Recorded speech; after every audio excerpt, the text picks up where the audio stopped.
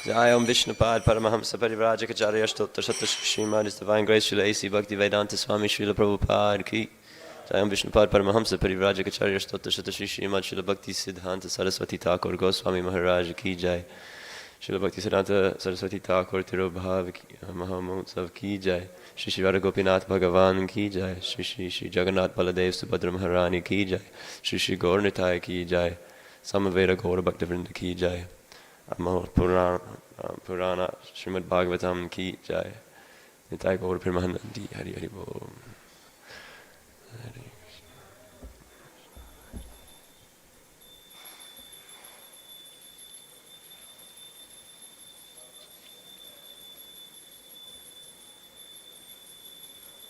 Okay, Hare Krishna. Welcome to Monday morning Srimad Bhagavatam class. We are reading from the 4th canto, chapter 24, verse 62. Om Namo Bhagavate Vasudevaya. Om Namo Bhagavate Vasudevaya.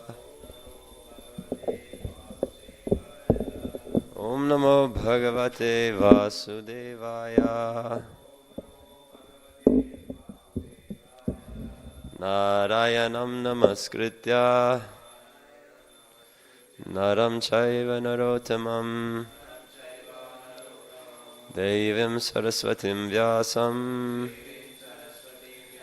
Tato Jayam Udirayet Nashtaprayeshva Badreshu Nityam Bhagavata Sevaya Bhagavati Utamashloke Bhaktir Bhavati Naishtiki Krishnaya Vasudevaya Devaki Nandanaya Cha Nanda Gopa Kumaraya Govindaya Namo Namaha.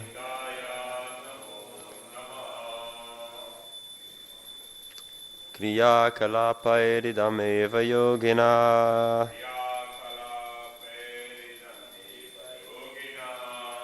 Shradhan Vitas Sadhu Yajanti Siddhaye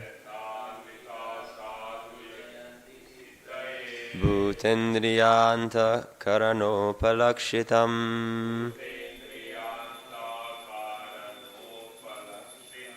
Vede Chatantre Chataeva Kovida Kriya Kalapairidameva Yogina Shradhan Vitak Sadhu Yajanti Siddhaye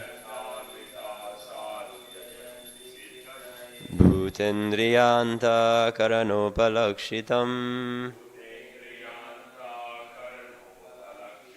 Vede Chatantre Chataeva Kovidha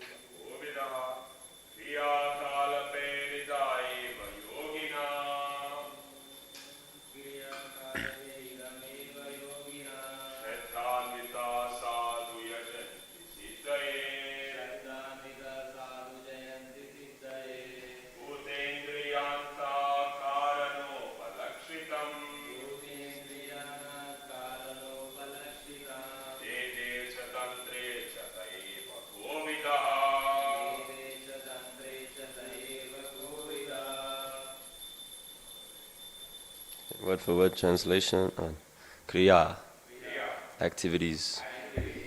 Kalapai, by processes. Idam, this. Eva, certainly. Yoginaha, transcendentalists. Shraddha anvita, with faith and conviction. Sadhu, properly. Yajanti, worship. Siddhaye, for perfection. Bhuta, the material energy. Indriya, senses. Antakarana, heart. Upalakshitam, symptomized by. Vede, in the Vedas. Cha, also. Tantre, in the corollaries of the Vedas. Cha, also.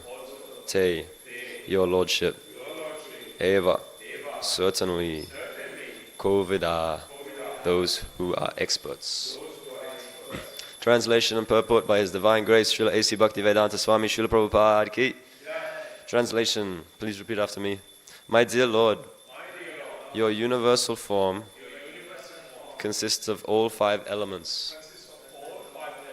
The senses, mind, intelligence, false ego, which is material, and the Paramātmā, your partial expansion, who is the director of everything.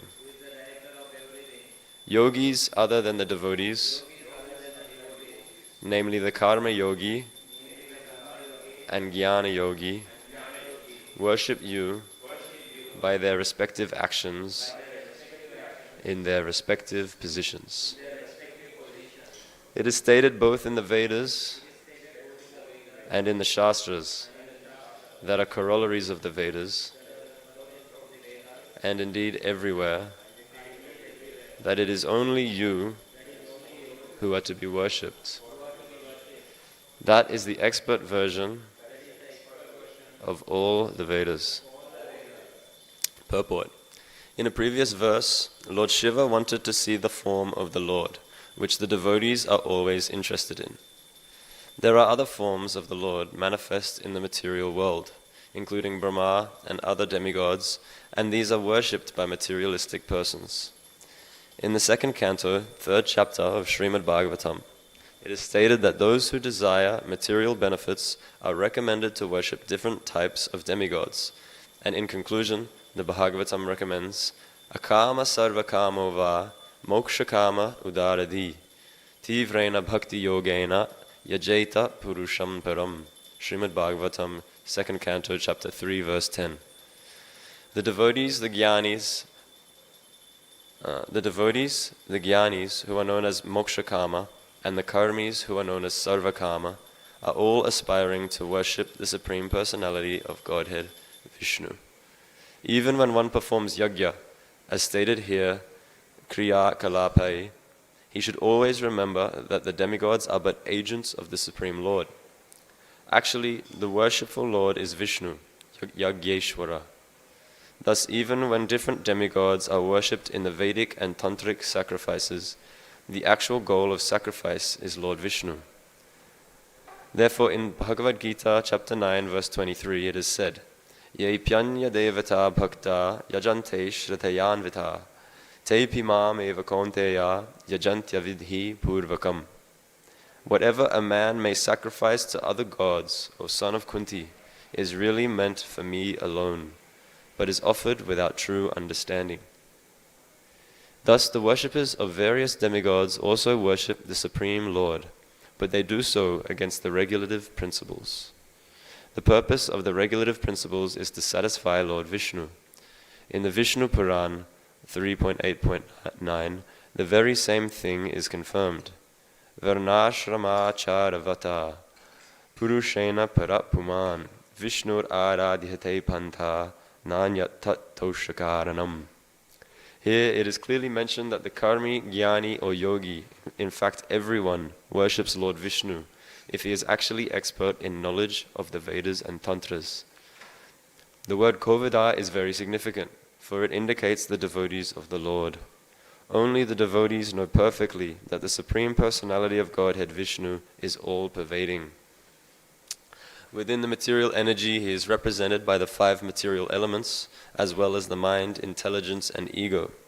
He is also represented by another energy, the living entities, and all these manifestations in the spiritual and material world combined are but representations of the different energies of the Lord. The conclusion is that the Lord is one, and that he is expanded in everything. This is understood by the Vedic version, Sarvam Kalvidam Brahma. One who knows this concentrates all his energy in worshipping Lord Vishnu. I'll just read the translation once more, please, here. My dear Lord, your universal form consists of all 5 elements, the senses, mind, intelligence, false ego, which is material, and the Paramātmā, your partial expansion, who is the director of everything. Yogis other than the devotees, namely the karma-yogī and jñāna-yogī, worship you by their respective actions in their respective positions. It is stated both in the Vedas and in the śāstras that are corollaries of the Vedas, and indeed everywhere, that it is only you who are to be worshipped. That is the expert version of all the Vedas. Om jnana-timirandasya jnananjana-shalakaya chakshurunmilitam yena tasmai Shri Gurave Namaha Shri Chaitanya Manobhishtam Sthapitam Yena Bhutale Swayam Rupa Kadamahyam Dadati Swapadantikam Vande Aham Shri Guruho Shri Yuta Padakamalam Shri Gurun Vaishnavamscha Shri Rupam Sagrajatam Sahagana Raghunatan Vitam Tam Sajivam Sadvaitam Savadhutam Parijana Sahitam Krishna Chaitanya Devam Shri Radha Krishna Padan Sahagana Lalita Shri Vishakan Vitamscha He Krishna Karuna Sindho Dina Bandho Jagatpate Gopesha Gopika Kanta Radha Kanta Namostute Tapta Kanchana Gaurangi Radhe Vrindavaneshwari Vrishabhanu Sute Devi Pranamami Hari Priye Vanchakalpa Tarubhyascha Kripa Sindhubhya Evacha Patitanam Pavanebhyo Vaishnavebhyo Namo Namaha Nama Om Vishnu Padaya Krishna Preshtaya Bhutale Srimate Bhakti Vedanta Swaminiti Namine Namaste Saraswate Deve Gauravani Pracharine Nirvishesha Shunyavadi Paschatya Deshatarine Jai Shri Krishna Chaitanya Prabhu Nityananda Shri Advaita Gadadhar Shrivasari Gaur Bhakta Vrinda Hare Krishna Krishna Krishna Hare Hare Hare Rama Rama Rama Hare Hare Hare Krishna. So today is the very auspicious disappearance day, the divine Tirobhav of His Divine Grace, Srila Bhaktisiddhanta Saraswati Thakur Goswami Maharaj Prabhupada. So I thought we could speak a little bit about, his life, his teachings, his mood and mission, which is so important for understanding our own Srila Prabhupada. Srila Prabhupada often emphasizes this verse, Vyavasayatmika buddhir eke hak kuru nandana bahushaka hyanantascha buddhayo vyavasayinam. So in Bhagavad Gita, Krishna says that one should be, that one who is not following the Vedas, who is following the dictation of their senses, their intelligence is many-branched, right? It goes off in so many different directions. But one who is subscribing to the Vedas, right, and who is controlling their senses and focusing them at that one supreme worshipable object, right, mentioned in this verse, Yagyeshwara or Vishnu or Krishna, that person, their intelligence is one-pointed, they are fixed, right? And in the purport, Prabhupada takes it in another direction and explains that for a devotee, this one fixed, one-pointed, steady mind should be fixed especially on the instructions of the spiritual master, and that is the life soul of the disciple.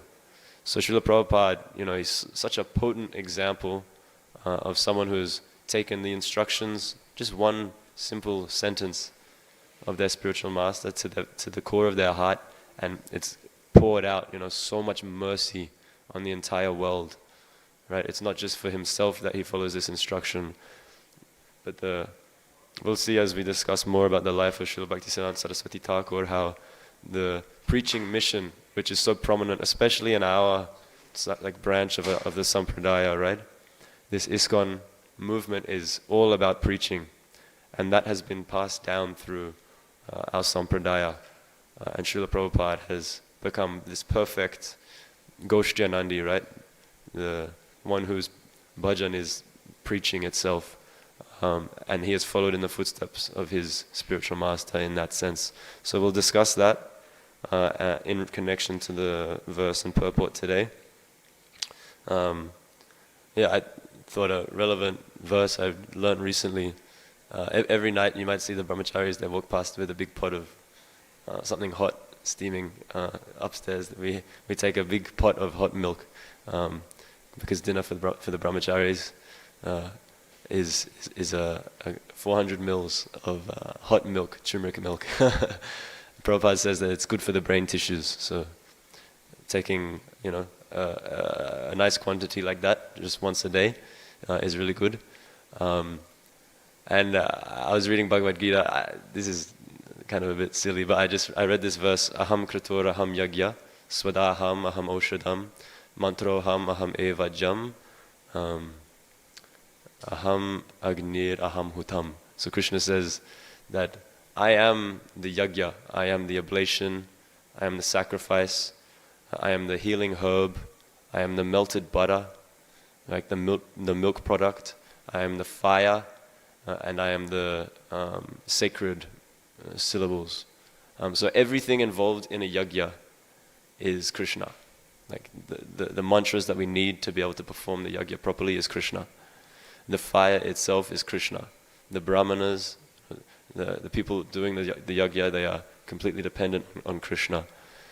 The ghee which is being poured into the fire is Krishna. All of it is Krishna, actually. So so when we offer sacrifice and we're offering it indirectly, like we're offering it to the demigods for some material benefit, right? So give me protection, give me a nice husband or wife, give my parents good health and long life or something, whatever it is.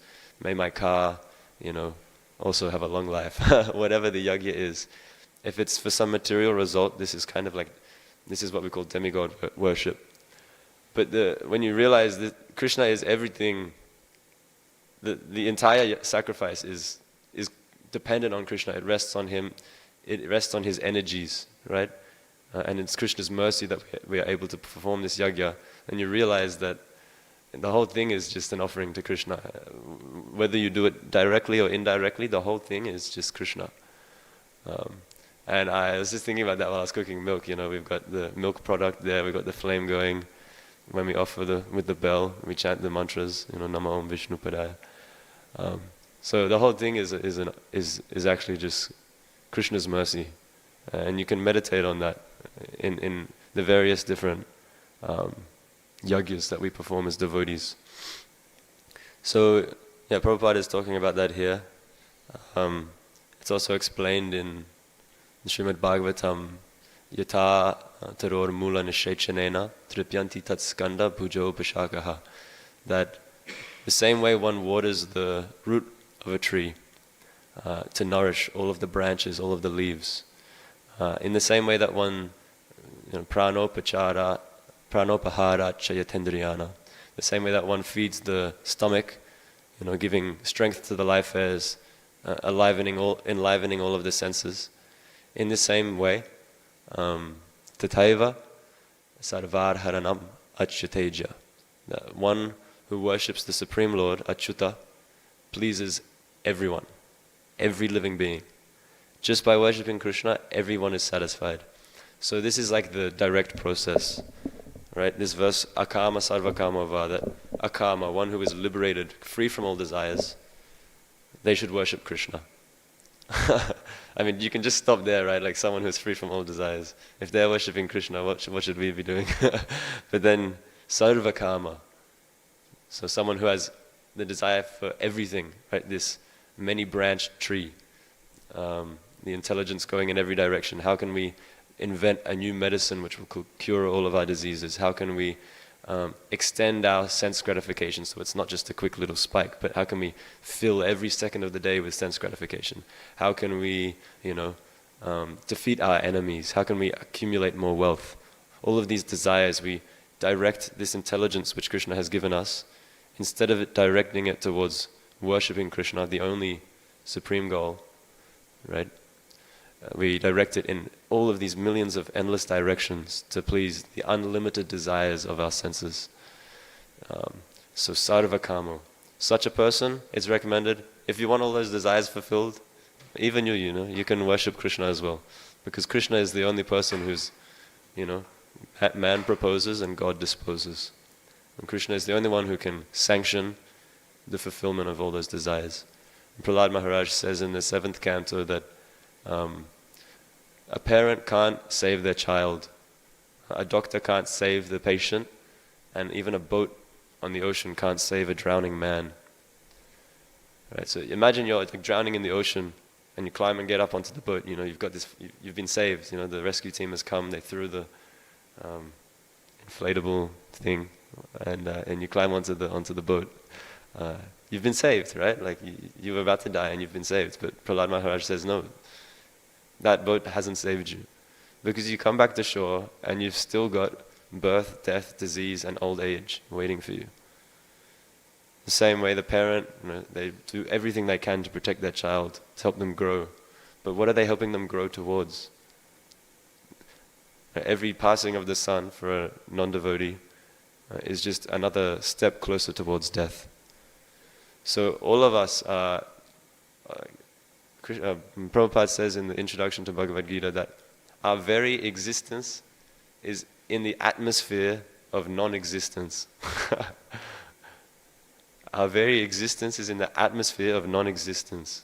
I had to think about that for months before I even understood what Prabhupada was. I don't even know if I understand what he's saying, but I think he's saying this material life is teetering on the precipice of death constantly, at every moment. It's not just the people in the aged care homes who are about to die. Every one of us is about to die. Whether in 80 years, which is a blink of an eye, or it could be tomorrow. I hope it isn't, but it could be tomorrow. So none of these things can save us. But Krishna can save us. Because Krishna, when we surrender to Krishna, we return to our original nature. Not just Krishna, but his representative. This is the true physician, this is the true parent, and this is the true rescue boat, the representative of Krishna. They see us drowning in the ocean of material existence, and they give us the boat of Krishna's lotus feet. And this is true freedom. This is really being saved, returning to our spiritual nature. So one who has all of these desires, one who is drowning in material desires, they should also worship Krishna. And then finally, moksha kama. So one who desires liberation, right? They're not so interested in worshipping, this supremely beautiful personality.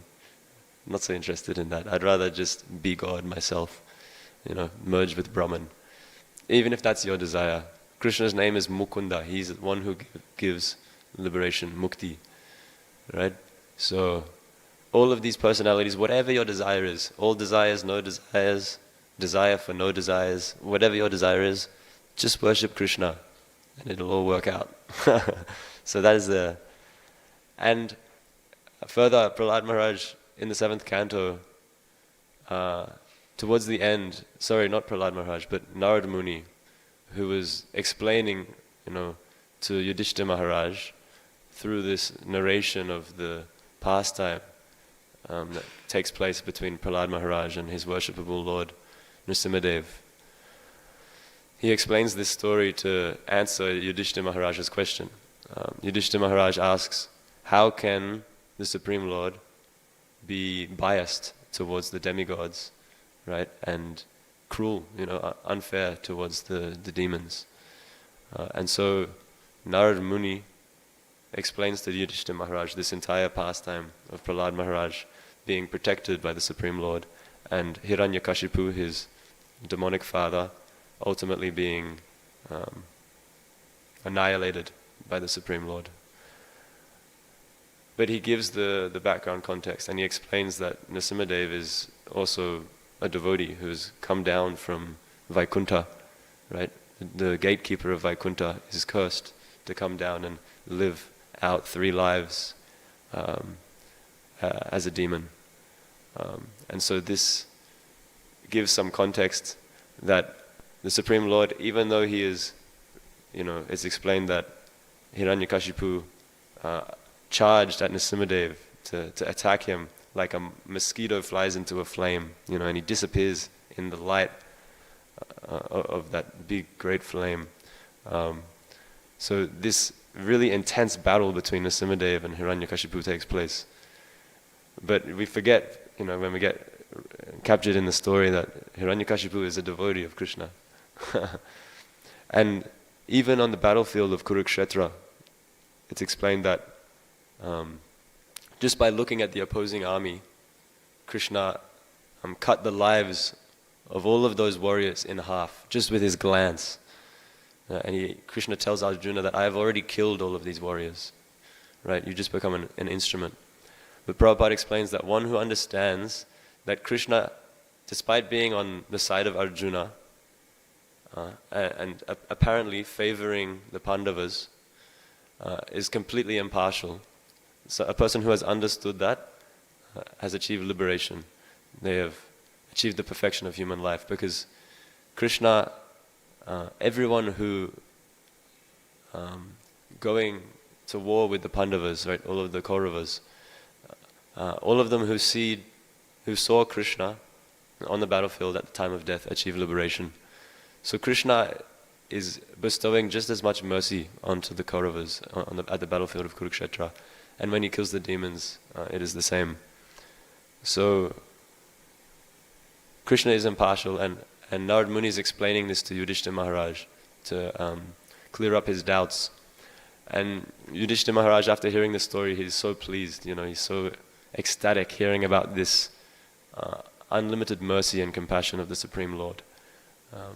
So he goes on to ask him further questions, how is one supposed to worship the Supreme Lord?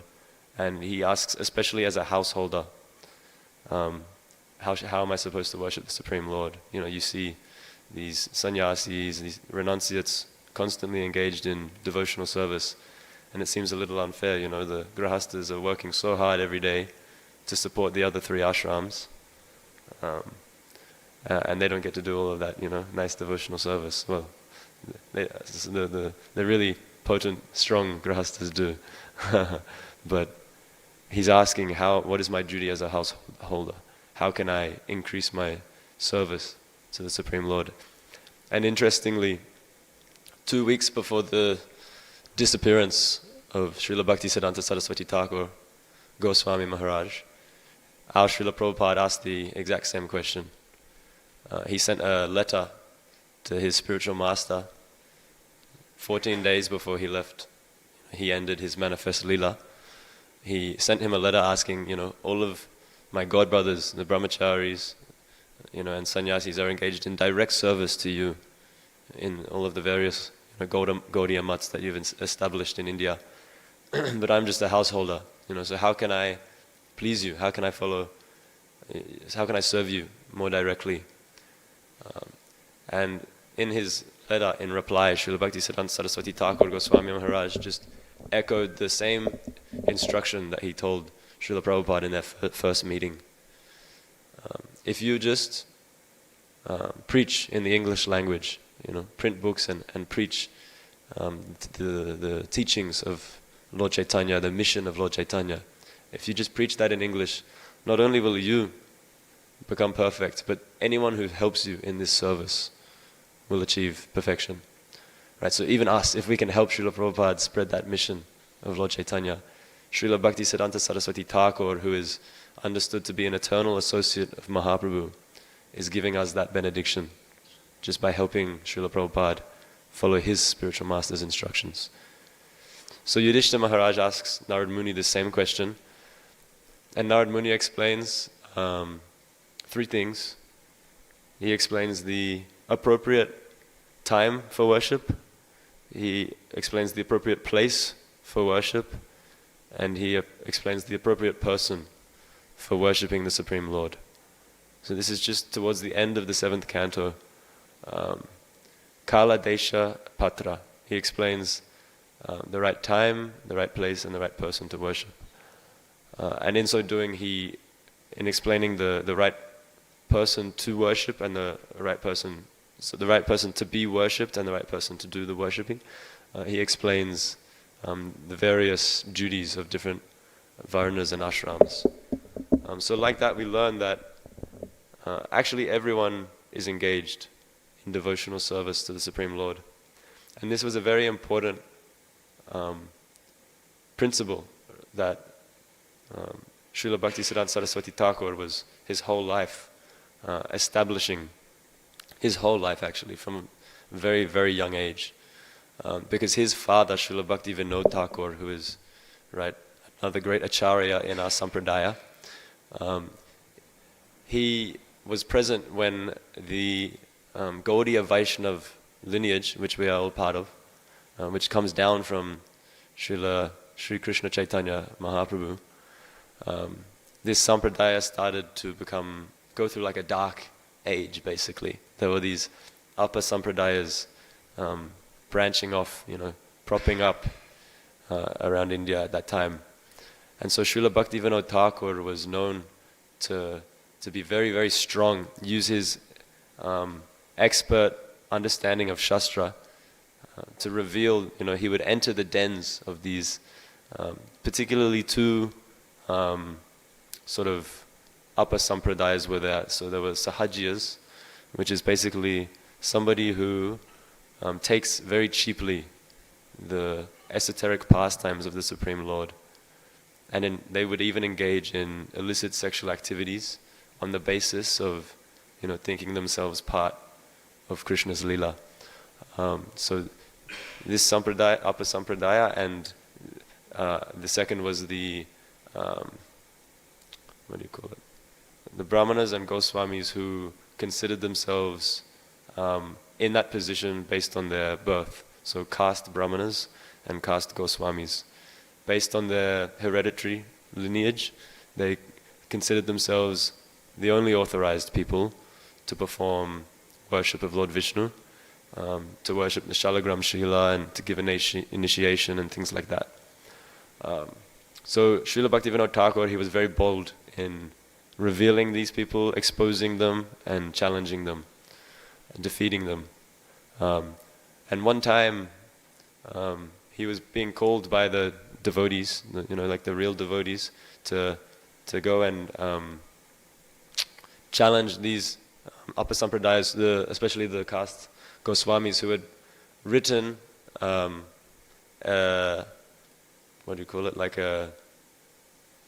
basically a paper explaining why they are the only ones that should be performing initiations, and they were the only authorized Brahmanas and Goswamis.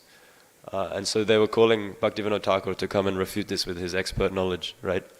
But he became sick with rheumatism. So he was in bed, completely bedridden. And his son, Srila Bhaktisiddhanta Saraswati Thakur Goswami Maharaj, seeing his father in this condition, he writes his own essay called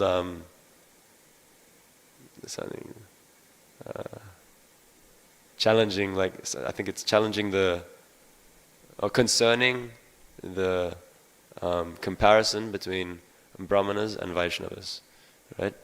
So it's an entire essay which I'm sure you can read, which explains the differences between a Brahmana and a Vaishnava and the distincting qualifications between the two.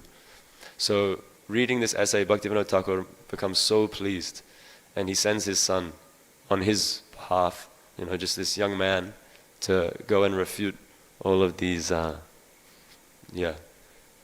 Brahmanas and Goswamis. And so he goes and he is successful, right? He explains that Mahaprabhu himself, right, the real teachings of our Supreme Lord and Acharya of our Gaudiya Vaishnava sampradaya was completely the opposite of what they were preaching. He gave many examples, but you can refer to, so Sanatana Goswami and Rupa Goswami were both employed by a Muslim king. So in Vedic society, or in the society at that time, they were rejected as brahmanas, and they were considered, outcast for working for a Muslim. They even took Muslim names for that work. But yet Mahaprabhu, established them as such exalted preachers, initiated them, and like that, and are constantly associated with them.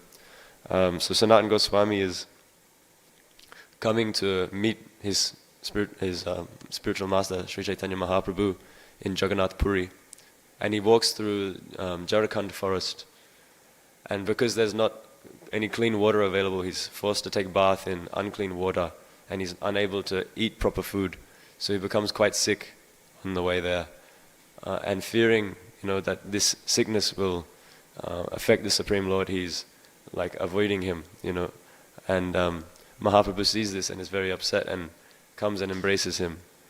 Right? Just this is one of the examples that Srila Bhaktisiddhanta Saraswati Thakur gives.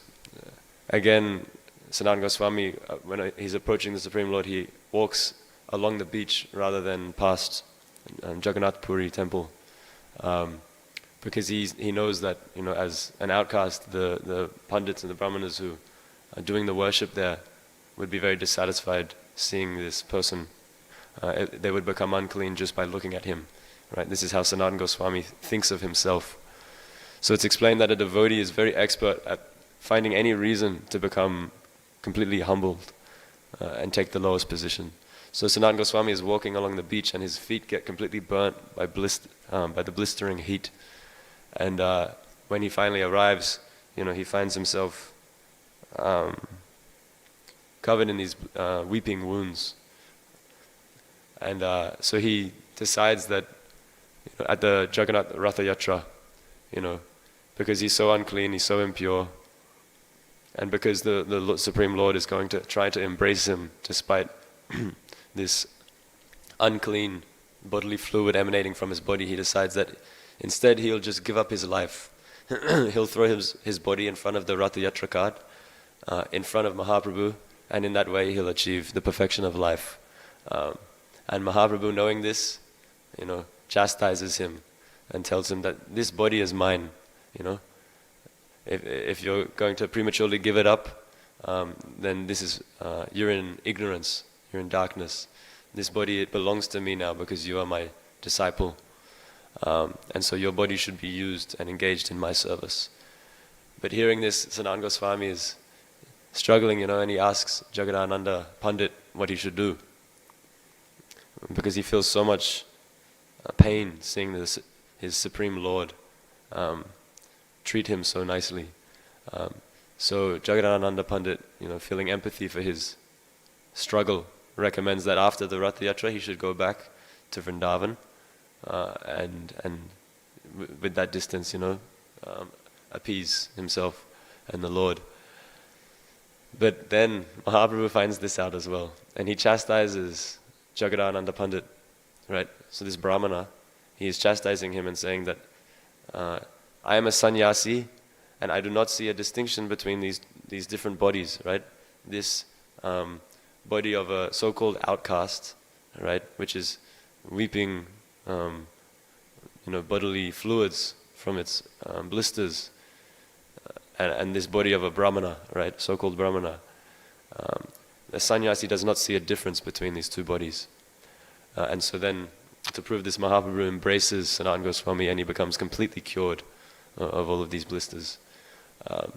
So Srila Bhaktisiddhanta Saraswati Thakur cites this example. He also cites the example of Haridas Thakur, who was even born from a Muslim father. So again, outcast by society at that time.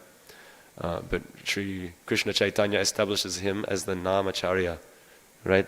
The Acharya of the chanting of the holy name. It's explained, Aho bataswa pachoto gariyan yajiva gre vartate nama tubhyam. That one who has the holy name on their tongue, yajiva gre vartate nama tubhyam, is more glorious than a perfect brahmana, even if they are born, even if they are a dog eater, even if they eat dog, right? Which is like, basically, this is described as a chandala, someone who is a complete, they're not even a shudra, they are outcast from the entire varnashram system. Such a person, if they just chant the holy name of Krishna once, right, they are more glorious than a perfect brahmana who does all of their duties, which Narad Muni describes to Yudhishthira Maharaj. They just perform all of the Brahminical duties, studying the Vedas, teaching the Vedas, worshipping the Lord, teaching others to worship the Lord, accepting charity, giving charity. If they're doing all of these things perfectly, but they're not chanting the holy name, this dog eater is more exalted than they are. And further, te pustapas te juhuvu sasnorarya brahmanuchur namagranantiyete. That same person who is always engaged in singing the holy names, right, in Sankirtan, they should be understood to have undergone all kinds of austerities, performed all kinds of sacrifices. They should to be understood to have studied all of the Vedas and to be a real Aryan, right, a real person of perfect culture. Just by chanting the holy names, one achieves this position. Right? This holy name is so powerful, and this is the mission of Sri Chaitanya Mahaprabhu, to establish this dharma, right, the yuga dharma of the holy name. So, Eka Krishna Nama, hoite sarva papakshay, just one name, Krishna. If you just say Krishna now once, all kinds of sinful activities, just in that very lazy Krishna. Krishna! Krishna! Just one Krishna, one name of Krishna. You have just destroyed all sinful activities that you cannot even conceive of performing. Srila Bhaktivinoda Thakur says that actually every single one of us has performed every single sinful activity imaginable. Everyone sitting here in this room, everyone listening, the most horrific thing that you can think of doing, you have already performed it in some past life. Think about how many lives we've been through, how many possible things we could have done. And if you look at, like some of even just the animal species, we've been through so many species, right? Every single animal species. There are spiders who eat their husband after mating with them. There are spiders who kill all of their children after giving birth to them, right? It's freaky. But all of us have been a spider before. All of us have been through these karmic reactions, because we get given bodies by the Paramātmā according to our desires. Right, so we don't even know what kinds of samskaras are there in our consciousness. We think, we're chanting Hare Krishna and the mind is being all disturbing. We think it's some strange thing. We wonder where that comes from. So many lifetimes we've been through, so many sinful activities, right? Karma bija, right? So many seeds of sinful desires are still there in our hearts. But just one name of Krishna can annihilate all of those sinful reactions. Eka Krishna Nama, hoite sarva papakshay. And even further, Nava Vida Bhakti Purna Sarva Hoite Hoy. All of these 9 processes of devotional service are achieved simply by chanting Hare Krishna.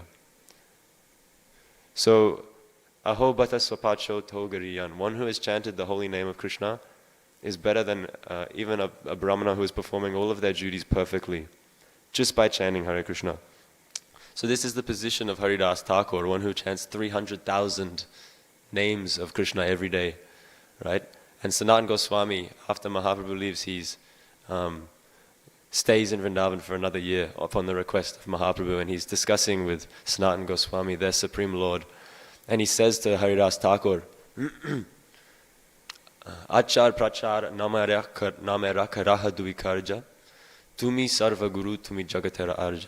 That you are the guru of the entire universe, because just by your preaching, and your preaching which is actually your action, achar, constantly chanting the holy names, just by constantly chanting the holy names, you are the true guru of the universe, Haridas Thakur. And so these caste brahmanas, caste Goswamis, they're claiming that only us who have been born in this family lineage, which comes from, Nityananda Prabhu or the 6 Goswamis, just by being born in these lineages, we are the only people who can initiate. We are the only gurus who are authorized. But Srila Bhaktisiddhanta Saraswati Thakur is citing these examples to demonstrate that simply chanting Hare Krishna, even if you're a dog-eater, even if you're a Westerner hippie, right?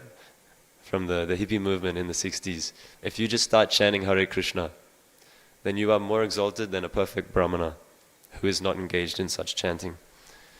Right, so this was the mission of Srila Bhaktisiddhanta Saraswati Thakur, which he received from his father, Srila Bhaktivinoda Thakur.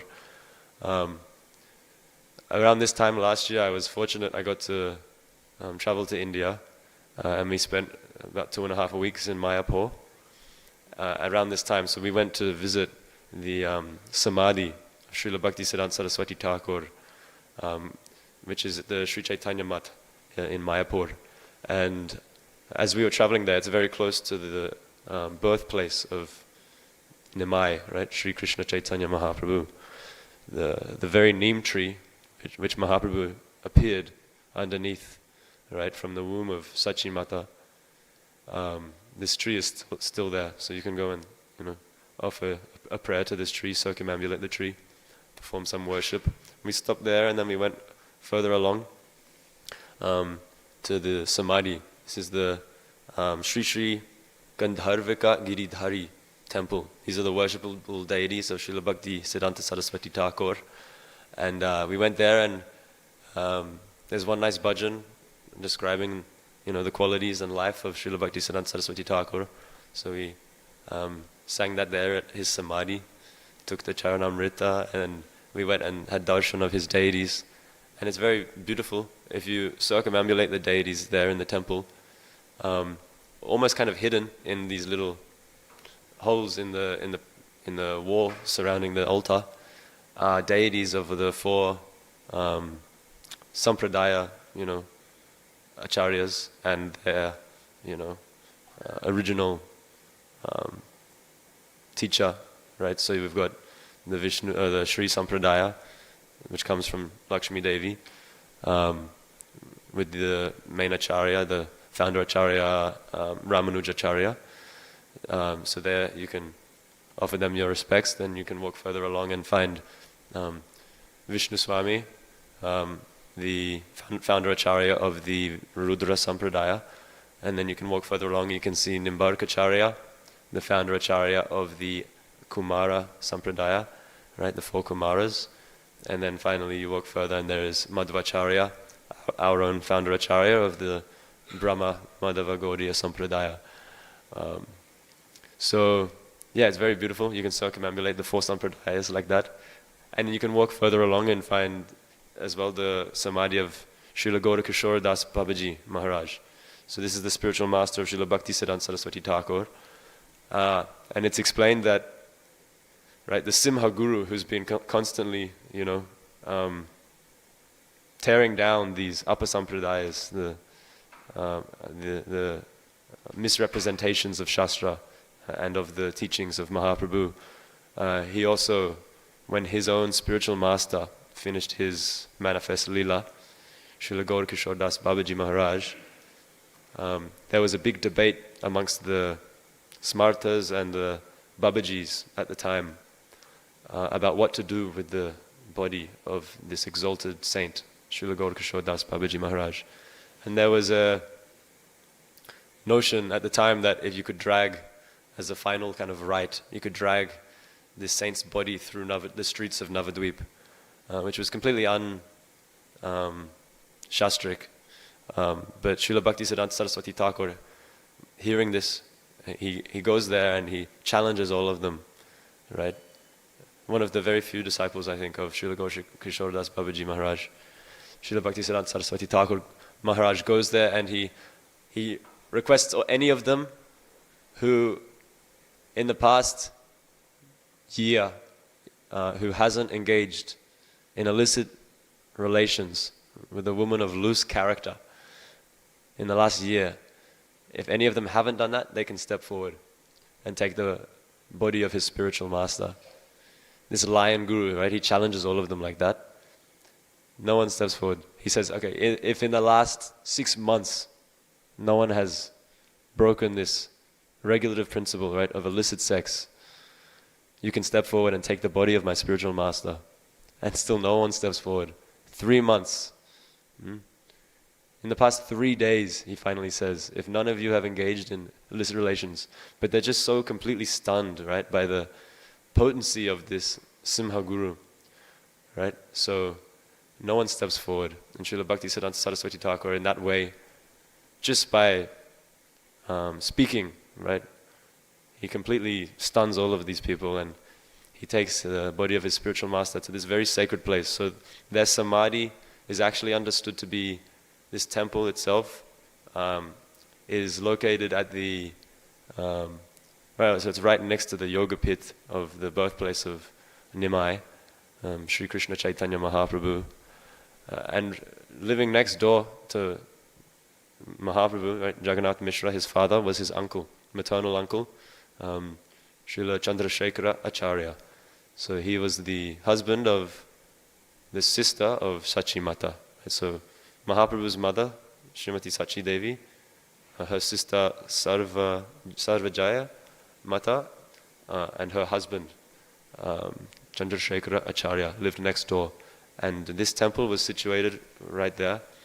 It's explained that after Jagannath Mishra, Mahaprabhu's father, gave up his life, his maternal uncle became a very sort of paternal figure for him.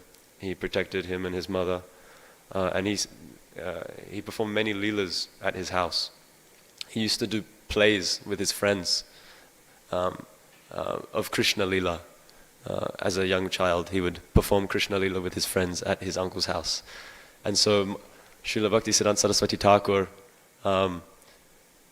following again in the footsteps of his father, Srila Bhaktivinoda Thakur had a vision of the appearance, the real appearance place of Krishna Chaitanya Mahaprabhu across the other side of the Ganga, right?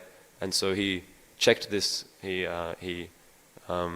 checked this with his spiritual master, Jagannath Das Babaji Maharaj, who towards the end of his life had moved to Mayapur, right? So he was living in Vrindavan and he moved to Mayapur. This is to reassert what Srila Bhaktisiddhanta Saraswati Thakur Maharaj later proves as well, that these two holy dhams, Mayapur and Vrindavan Dham, are actually non-different. And to consider them as different holy places is actually an offense. So Jagannath Das Babaji Maharaj, at the end of his life, after living in Vrindavan, moves to Mayapur. And Bhaktivinoda Thakur, who has taken him as his Shiksha Guru, says, I've had this vision that Mahaprabhu appeared across the Ganga somewhere over there. Can we go and check it out? So they get there, and Jagannath Das Babaji Maharaj, who is sort of contained to this basket, which his servant would carry him around in due to his weak physical body. Upon arriving at the place which Srila Bhaktivinoda Thakur had seen, completely jumps out of the basket in ecstasy, and goes into such ecstasy, coming in contact with the pastimes of his Supreme Lord, is completely absorbed, and this proves that to Bhaktivinoda Thakur that he had a genuine vision.